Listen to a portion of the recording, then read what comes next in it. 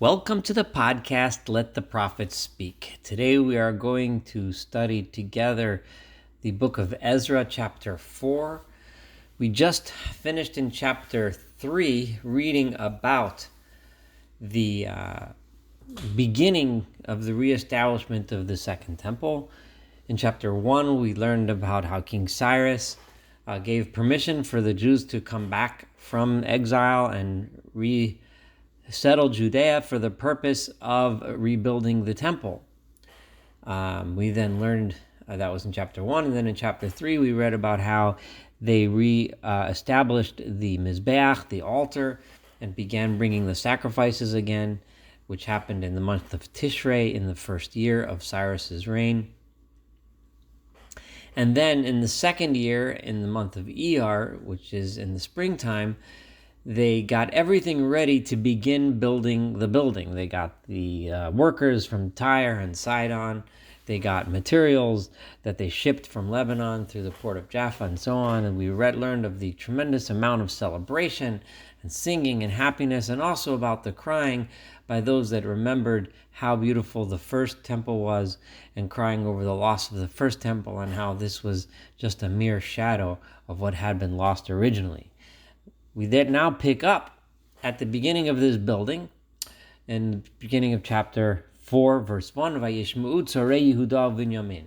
The tormentors, or the enemies of Judah and Benjamin, heard all this commotion. We just talked about the commotion, and they heard Ki v'nei ha'gola bo nimeichal, that this was because those that had returned from exile were now building the Heichal, we're now building the temple, Adonai Eloi Israel, to God, the Lord of Israel. Now, these who were these enemies of Judah and Benjamin? And this is very important that they're called here the enemies of Judah and Benjamin, because that will explain why what we're going to read shortly, why Zerubbabel and Yeshua, the two leaders of the people at this time, did not want their help. They knew that their intentions were not going to be good. These are their enemies. Vayigshu el Zerubbabel v'el Sheha avot. So they presented themselves and came to Zerubbabel and the heads of the families, Vayomru lahem. And as often happens with enemies, they presented themselves as if they're friends, and they said to them, Nivnei imochem, let's build with you. Ki chachem nidrosh le'Elohechem, because just like you, we also worship and search out your God. This phrase, your God, is a very important phrase, because what this tells you is that these people, and I'll speak in a moment about who these people were, were not monotheists. They didn't understand what the temple to God is. They thought of God as one of the many different gods. There's this God, that God, your God, their God, the other guy's God, and this God that you're building the temple for is your God, and we also, among many others, we also worshipped him. We even brought him sacrifices. All this time that we've been living in this land, and you guys have been gone because you were exiled, from the days of Esarhaddon, who was the king of Assyria. So remember, Assyria preceded the Babylonian Empire. And the Babylonian Empire was then conquered by the Persian Empire, who was now in power. And from the days of Esarhaddon, which was one of the kings that succeeded the king Sancherib, who was the one who exiled the northern 10 tribes and almost destroyed Jerusalem as well. And Sancherib then brought many other people, and his descendants brought other people to settle the land, and they were the ones that have been living now in the land of Israel for quite some time, several hundred years. And these were the people that were inhabiting the land when the people came back to resettle Judea, when the Jews came back to resettle it. So from those days, Hamala Osonu Po, because Esarhaddon, the king of Assyria, is the one who brought us here. So now we have an idea about who these enemies were. These were people that had been brought from other lands, and of course they brought along with them a whole mixture of cultures, because these people came from all over the place and they resettled the land. But these were not Judeans. They did not understand the purpose of the temple, and they were obviously very upset that the Jews were now rebuilding their Heichal.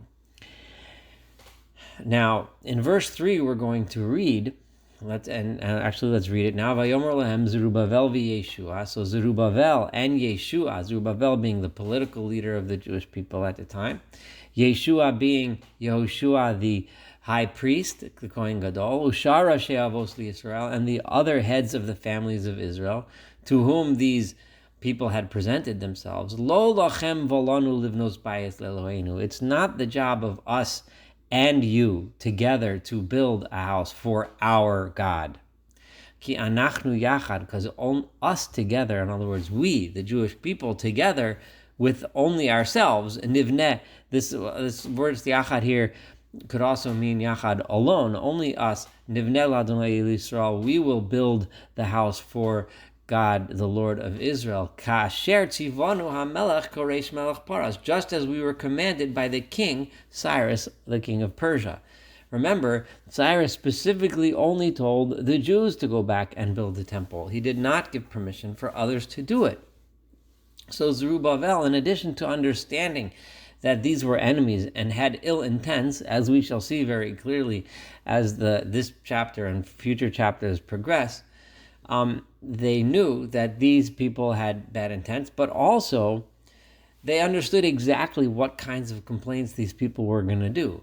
Koresh, Cyrus, specifically only gave the Jewish people permission to rebuild their temple.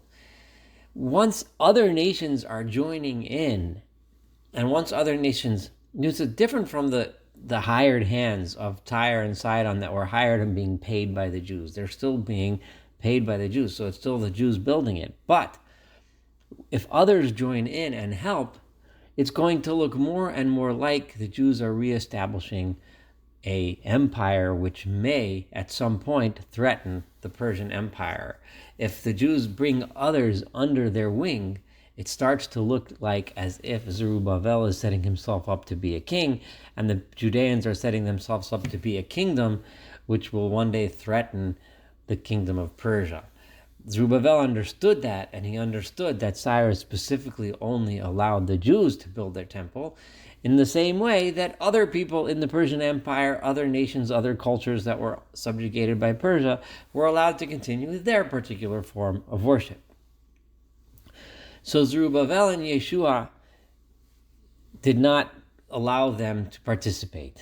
So this did not go over very well. Vayhi am haaretz mirapim midei am Yehuda. So then the people of the land, the people that lived in the land prior to the people that from Judah had come, mirapim, they would literally, that means soften the hands of the nation of Judah, meaning that they would do anything they could to stop the Judeans from building, umivahalimosam livnos, and they scared them and frightened them and terrorized them in order to hold them back and stop them from building. Anything they could do to stop the building, they did.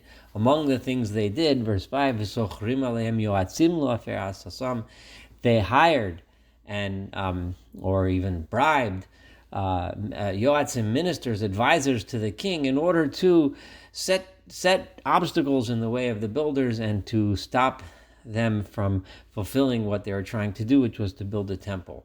And this harassment and these attempts at stopping the building from progressing occurred kol yimei Koresh, all of the days of the king Cyrus Malach Paras, the king of Persia, v'ad malchus Dayavish Malach Paras, all the way until the kingdom of Darius, the king of Persia.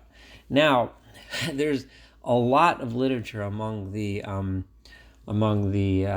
commentaries, among Chazal, among the rabbis, as to exactly what the chronology is and who's who and what's what. Fortunately, now that we have full, clear access to ancient contemporary records, in addition to what we have here written in the book of Ezra, we have a much better idea of the succession of kings of the Persian kingdom. This empire was called the Achaemenid Empire of Persia, and Cyrus was the king who, at the time of the decree, Cyrus had a son named Cambyses, and then after that, who ruled for several years. Then there was another successor to Cambyses, a usurper, not exactly from the family, for several months. And then King Darius, a descendant of Cyrus, then stepped upon the throne.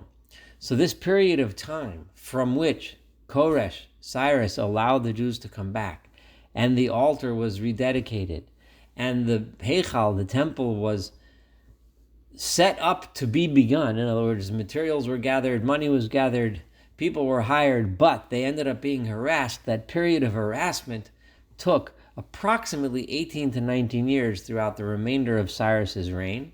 Kol Yimei Koresh. Vi'ad, the pasuk says, until King Darius, which was about 18, 19, I don't know exactly, close to 20 years later.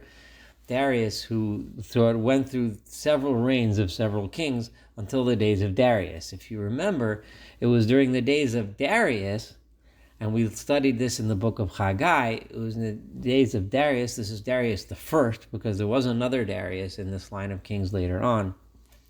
It was in his days that the actual building began and started taking place in the second year of his reign, as we read together in the book of Haggai, and we'll come back to later. After Darius, we know from the history books, was a king named Xerxes. That's Xerxes, Xerxes. Xerxes is generally identified by most scholars, although this is somewhat controversial, but I'm going to stick with this because it really fits with the psukim here. And that is the king who is famous from the book of Esther, known in Hebrew as Achashverosh. And that he will have a mention in the next verse, Uvemalchut Achashverosh, and during the kingdom of Achashverosh, which followed Darius, B'tchilat Malchuso, in the beginning of his kingdom, Kasfu Sitna, he wrote a bad decree, an evil decree, or Sitna literally means like an accusation, Al Yoshve Yehuda, on those that lived in Judah, Yerushalayim, and Jerusalem. Now, exactly what this decree is not described here, but it would make a lot of sense that Achashverosh, who was well known from the book of Esther for writing the decree of the destruction to kill the Jewish people, this could be this very Sitna, which is being referred to here, and it makes historical sense to say so, and the book of Esther would fit in here. This is one of the reasons why, if Mordechai, who flourished during the time of Achashverosh, right, was flourishing during the time of Achashverosh in Shushan, it would be unlikely to have been the same Mordechai who came up with the original pioneers coming back to Jerusalem over 20 years prior. He would have been in Judea. So unless Mordechai came to Judea and then left back to Shushan, which I suppose is somewhat possible, but it makes it unlikely that it's the same Mordechai. And I mentioned that, if you recall, back in the first chapter of Ezra. So now we have this succession. We have the and now that the book of Ezra is laying out the succession of the kings of Persia and how they related to the building of the temple, we now get it. Cyrus was the king under whom the decree was made that the Jews can return. The Jews returned, they built the altar, and they got ready to build the Heichal. There was a lot of opposition, so all the way down through the next king in Cambyses, and the next one, I forget his name, and then all the way till the days of Darius, they were kept from actually building the Heichal. During the days of Darius, they began to build the Heichal, which we learned about in Haggai. But then Darius passed away after the Beit HaMikdash was built during the days of Darius. But then Achashverosh came along and wrote the Sitna, the bad decree against the Jews, which we know of as recorded in the book of Esther. Now remember, there's a lot of ways to understand this chronology, but this is the chronology that makes the most sense, and it also follows the explanation of the Das Mikra series. And I'm going with it because it fits extremely well with the known history from extra biblical sources. So Achashverosh wrote that. Now, remember, I made a mistake. I said Mordechai would have been 20 years. It's actually more than that because of the years of Darius's reign. So in other words, Mordechai would have flourished in Shushan probably about 30 to 40 years after he had already come to the land of Israel 40 years prior, which it just doesn't add up, but who knows, maybe. And then the next verse talks about the king who followed Achashverosh. Uvime Artaxerxes, and then in the days of Artaxerxes, who almost certainly is Artaxerxes, who was the king who we know from history followed Xerxes. So Artaxerxes would have been the one who succeeded Achashverosh. He kasav bishlam, he wrote. Now bishlam could mean in peace, which is the way Rashi understands this word. It could also mean a person's name, kasav bishlam mitridas, or mitridas we know is also the name of a person. So he wrote in peace mitridas, tavel ushar kanvosav kinavosav, and the rest of their colleagues, right? The rest of those that were Canaan with him. Canaan means those that were in league with him. Al Artaxerxes melech Paras, they wrote a letter to the king of Persia, the Chosav HaNishtevon, and the letter was written, Kasuv Aramis was written in Aramit, Umeturgam Aramic, and was translated into Aramaic. So it was written in Aramaic, and when it says Meturgam translated, it means that's how it was spoken when it was read and interpreted to Artaxerxes. So in the day of Artaxerxes, these people, Bishlam, Mitridas, Tavel, and the other guys that hung out with them, wrote the following letter. So those are the days of Artaxerxes. So now we've fired ahead quite a bit. We talked about how they stopped the Jewish people from building the building during the days of Koresh, all the way till the days of Darius when it began being built. Then we wrote about how Achashverosh, during his day, he stopped it, and he put a stop on it by writing bad things about the Jews. And then his successor, Artaxerxes, or Artaxerxes, this following letter was written to Artaxerxes. Now let's read what this following letter says.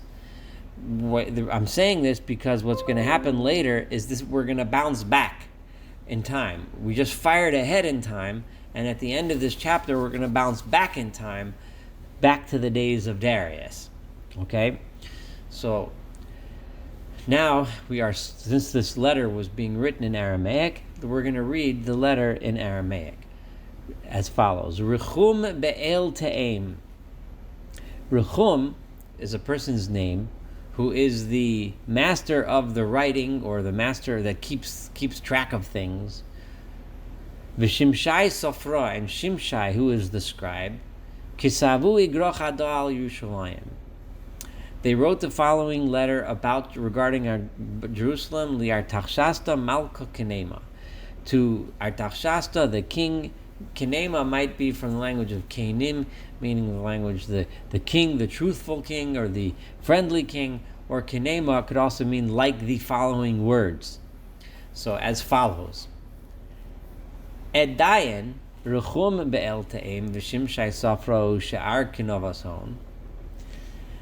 Then the rechum, who is the keeper of the records, V'shimshai Sifra, and Shimshai the scribe, and all of those that were with him.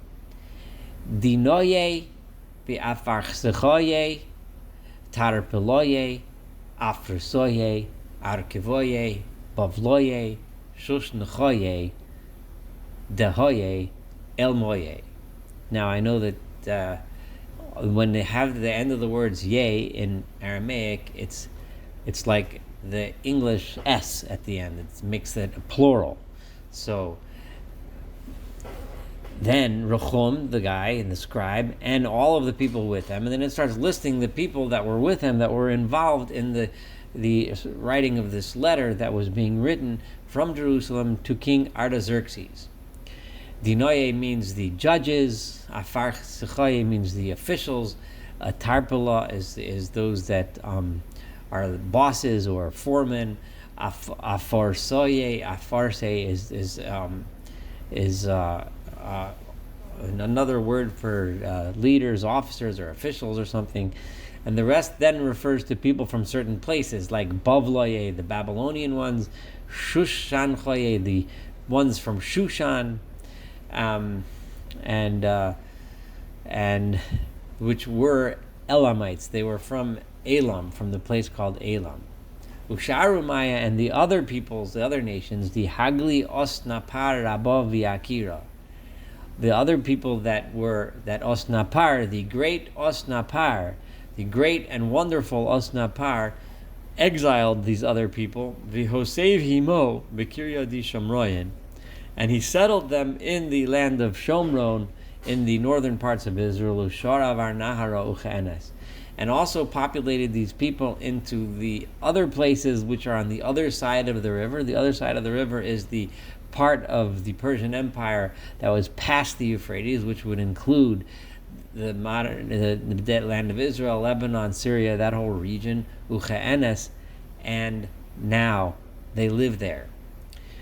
So I know this is confusing, but let me just review real quickly what we just said. What we just said was that all of these people that are living in the land, represented by the leaders that were named, wrote this. And how did these people get there? They got there because Osnapar had brought them there. Osnapar was one of the officials in the Assyrian army who were following the dictates of the Assyrian kings, who brought all of these people there. So who were these people? These were all the enemies that were bothering the Jewish people the whole time. And they wrote this letter, and now the time when they wrote this letter was in the days of Artaxerxes, meaning that the temple has already been built in the days of Darius, right? There was Darius, Xerxes, who's Achashverosh, and then Artaxerxes. And they write this letter to Artaxerxes because they still don't like the fact that the Jews have this temple here. Dina Parshegen Igarta, the following is, now that we know who writes this letter and they were representing and how those people got there, the following is the text of the letter, Di Shalahu Aloi al Tachshashta Malka Abdayach Enash Avarnaro Chenes. This is the letter that they sent to Artaxerxes. This is the text of it. We are your servants, the people that live in the region of across the river. We are letting the king know, the Yehudaye, that these Jewish people, these Judeans, that left your land, they used to be on your side of the river. Aleina Asol Yerushalayim, they have now come to Jerusalem. Kiryasa Moradita Uveishta Banayan, and they are building that capital city, which is a rebellious city. We know this place from way back. It's a place of troublemaking. But Ishta, they always making trouble. We're rebelling, constantly rebelling. Vishuraya Shachlilu Ushaya Yachitu, and they are building up the city of Jerusalem, and they are building up the walls of Jerusalem, which clearly means the temple has already been built, and they're building these walls, which fits in very well with the timeline here. We want to make sure that now you, the king, know that if this city becomes rebuilt as they are attempting to do now, and the walls are set up, they are going to rebel against you, and they are not going to give you any money. They're going to stop paying taxes, because that's what their forefathers did. Remember, all of the times that the Jews rebelled against Nebuchadnezzar, the king of Babylon, when he was the king, it was when the kings of Jerusalem decided we're not paying tribute anymore. The same thing happened when they decided to stop paying tribute to the kings of Assyria. Now they're rebuilding Jerusalem, and they're going to stop paying tribute to you, the king of Persia. V'apsom malchim tahanzik. And in the end, the Absom, and in the end, they are going to harm the kingdom of Persia. How could you let them continue? They're going to harm the kingdom. So this is they're trying to influence Artaxerxes at a time, Artaxerxes at a time when the building was already up, the temple was already up, and they're working on building up the city of Jerusalem. And they're saying, whoa, they're building Jerusalem, they're going to build a capital. And remember what I said before, this is when all the representatives of all these nations This is what Zerubbabel back then was so afraid of, that people are going to say the Jews are trying to be rebellious, they're trying to set up their own kingdom. Verse 14, Ka'an kol kaveldi melach hechla melachna.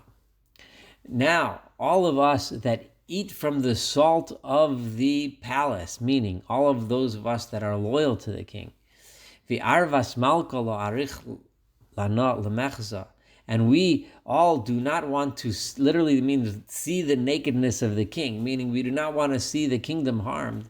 This is why we are sending this letter and letting you, Artaxasta, Artaxerxes, know about this. Because the Yivakar b'Sefer Dochronaya, we want to go and make sure that you look into the memory books and look into the archives, the Avahosach that your forefathers, Artaxerxes, have put aside, Usahashkach b'Sfar Dochronaya, and search through the books of the archive, V'tinda di Kiryas Adach Kirya Marada, and you'll see, everyone knows when you look in the history books that the city of Jerusalem is a rebellious city. They're constantly rebelling against the people that against the kings, and umehan zikas malchinu b'dinan, and they're constantly harming and rebelling against their leaders, against the empires that are supposed to be leading them. V'esh tadur of din begava, and they within this city they're constantly devising mutiny. Min yomas alma, from the days gone by, al dena kiryas adacha choravas. And this is the reason why your predecessors of the Babylonians destroyed this city, and why the Assyrians tried to destroy this city, because they were constantly being rebellious. Mehodina nachna lamalko, we are therefore notifying the king, that if this city is going to be rebuilt, and its walls are going to be reestablished, you're going to lose this entire region across the river Euphrates, west of the river Euphrates. You're going to lose the whole region, because these guys are going to take over the whole thing and make it all into their own kingdom. So the king, when he heard this letter being read to him, he then sent the following message to Rechum be'elteim mishim shai safra. These are the ones that had written the letter, Ushar, Kinavason, and all those that were hanging with them, all their friends, the Asvin b'Shamrayin, that were living in the region of Samaria, the northern region of Israel, Usha'ara varnara shalom u'cha'es, and everyone that lived beyond the Euphrates in that entire region, which would encompass modern-day Syria, parts of Jordan, Lebanon, Israel, etc. Shalom u'cha'es, peace and greetings to you. This is how the letter in back is being written. Nishtavana di shalachton aleina, the letter that you had written to us, mifarash keri kodamai, it has been read to me, it is translated to me, I've received it and I've heard it. Uminisim te'emu vakaru v'yashkachu, and therefore I gave a command that they should search and check out the archives, like you said, and it was found, di kiryas adach min yomas alma al malchin misnasa, that it's true that this city has been a city that has rebelled in the past. I've seen it in the archives written that they rebelled against Babylon, they rebelled against Assyria, so on. And it's true that they have been rebellious, and they have mutinied and been seditious, and they have constantly been devising ways to rebel. And once upon a time there were very strong kings that ruled over Jerusalem, clearly referring to the days of Solomon and David, who were the powerful kings that ruled in Jerusalem, and they actually ruled over that entire region of beyond the Euphrates. And it is true that not only did they rule over it, but they actually collected taxes from all of them, which we do know about the kingdom of Solomon for sure. So therefore, I want you to Simuteim, I want you to take my word, my decree, and stop these men. Do not allow them to build the city ad minitama yitzam, until I allow them to rebuild it. Uzahir and hevo, and be careful. Shalol mebar al dana. I want you to be really careful to do what I'm telling you. Lema yiskei chavola, because if you don't, there will then be a lot of problems, lihanzakas malchin, which will cause damage to the kingdom. Edayin, then, min di parshegen nishtavona di artachshasta malka, when it happened that the answer, the response of Artaxerxes, the king, carried Kadam Ruchum v'Shimshai Safra Knabason, was then read in front of Ruchum and Shimshai and those that were conspiring with him. Azalu b'Vehilu Yerushalayim, immediately they ran to Jerusalem in a hurry, al Yehudaye, and encamped upon the Judeans, uvatilu himo be'edra v'chayil, and they stopped the Jews by force now that they had the support of the Persian Empire to stop the building. So this is stopping the building of Jerusalem, of the city of Jerusalem. Beidayan, and at that time, b'teilas avidas beis Elohad Yerushalayim, the any work on God's temple in Jerusalem, which was built, but they were still enhancing it, extending it, finishing it, v'chavos botla, and it stopped ad shnas tartein, until the second year, lemalchus Dayavish melech Paras, of the kingdom of Darius of Persia. Now, exactly how does